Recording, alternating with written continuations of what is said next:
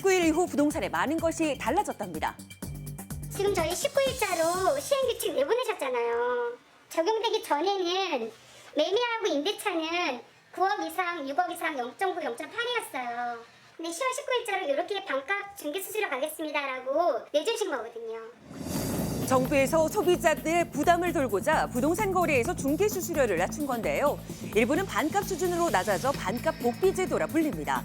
10억 원의 주택 매매 시 수수료 상한이 900만 원에서 500만 원으로 낮아졌습니다. 만약에 900만 원이 수수료가 나올 수 있다 이런다면 그게 반으로 줄어드는 거죠.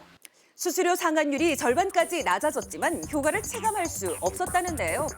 요율만 그렇게 정해져 있을 뿐이지 저희가 그 요율을 다 받는 건 아니에요. 900만 원을 주는 사람은 한 사람도 없다는 거. 그분들이 다 깎아주세요, 덜 해주세요, 막 어느 부동산에 얼마밖에 안 준다는데 막 이러면서 자꾸 이렇게 딜이 들어와요. 저희는 이 손님 놓치고 싶지 않잖아요. 협의를 하게 돼서 거의 중간 정도 수준에서 하죠.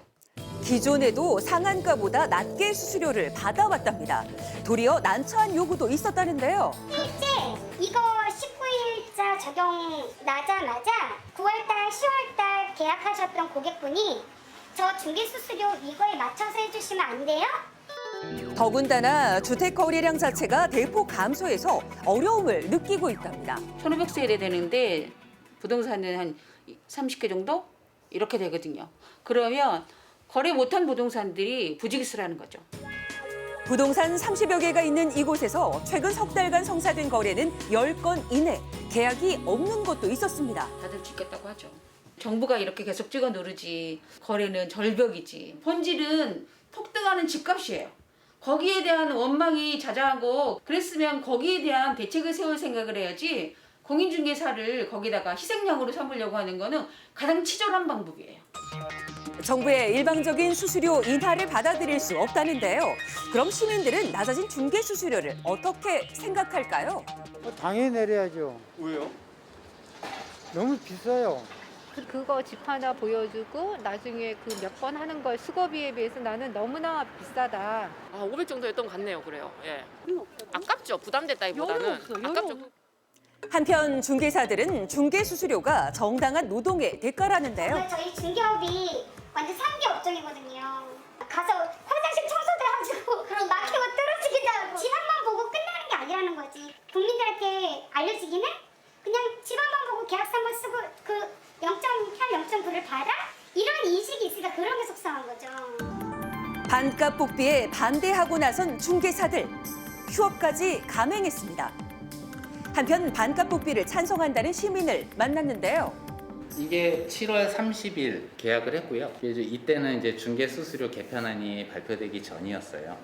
계약서를 다 쓰고 도장을 딱 찍었는데 쓰고 나서 확인을 해보니까 중개 수수료가 너무 높은 거예요. 0.9%라는 금액이. 높긴 해도 법을 소정한 금액인데 어떤 문제가 있었다는 거죠? 이게 협의를 해야 된다라고 하잖아요. 그런데 이 협의 과정이 없어요. 애초에 중개 수수료 부분에 대해서는 제가 먼저 얘기를 꺼내기 전에는 중개사님은 그 어떤 말씀도 안 하세요. 결국 어렵게 계약자를 설득해서 중개 수수료를 낮춰야 했습니다. 반값 복비 제도는 중개 수수료의 상한선을 정해두고 구체적인 금액은 중개사와 계약자 간 협의를 통해서 정하게 하고 있는데요. 전문가는 이 협의가 문제라고 이야기합니다. 목소리 큰 사람이 이긴다. 중개사가 목소리 크면은 상한 요율을 받고요. 계약자가 목소리 크면은 협의지만 중간도 못 받고요. 아예 못 받는 경우들도 생기더라. 그래서 서로 난처해요. 굉장히 불안한 경우들이 많아서 이것도 그냥 분쟁을 없애려면 표준화하고 고정 요율을 정해줘야만 저는 분쟁이 없어지리라고 생각합니다.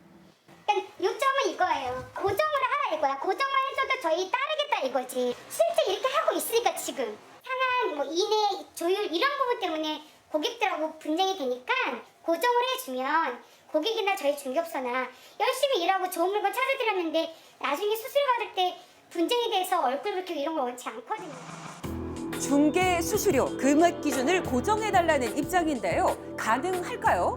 그러니까 단순하게 계약 연장만 하는 경우가 있을 수 있잖아요. 그렇게 되면 계약서하고 확인서만 쓰는데 불구하고 고정으로 해가지고 금액을 다 중개부에서 지불해야 되잖아요. 그런 상황들도 고려할 필요가 있거든요.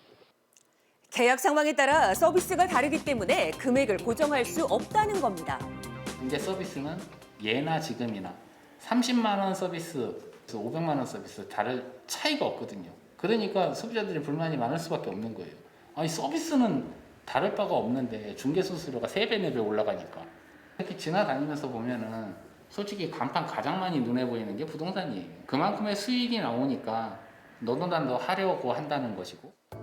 상반기 전국에 개업한 공인중개업소는 무려 9,300여 개. 부동산 공화국이라 해도 과언이 아닐 정도인데요. 여기서부터 여기까지 다 거의 다 부동산이고 저 아래 또 2개 있고 한 7개 됐나 지금? 많죠. 지금은 거의 대전 휴업 상태인데 10월은 거의 노자시티여가지고 그냥 앉아있다가 엉덩이 너무 세져가지고 수수료 많다 하지만 많이 못 받아요. 거의. 그 수가 너무 많은 탓에 부동산끼리 수수료 경쟁도 치열하다고 합니다. 한편 반값 복비에도 공인중개사 시험은 역대 최다 응시를 기록했는데요. 도대체 그 이유가 무엇일까요? 퇴직하기 전이나 이제 대기업 다니신 분들은 이제 불안하니까 제 나이가 지금 47이거든요. 그러니까 진급 못하고 그러면 이제 나와야 되는 사람들. 전문직인 만큼 수익을 위해 뛰어든 사람도 적지 않다는데요. 올해가 40만 년인데 한 10년 전만 해도 한 10몇만 명이 갔거든요. 사람들이 바보가 아닌 이상 돈이 된다는 걸 알죠.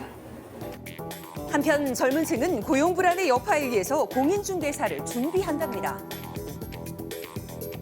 제 또래들은 회사를 다녀도 요즘 뭐 평생 직장 이런 게 없잖아요. 그러다 보니까 좀 어떤 보험식으로라도 뭔가를 준비해보고 싶다 이런 마음으로 많이 시작하는 것 같더라고요.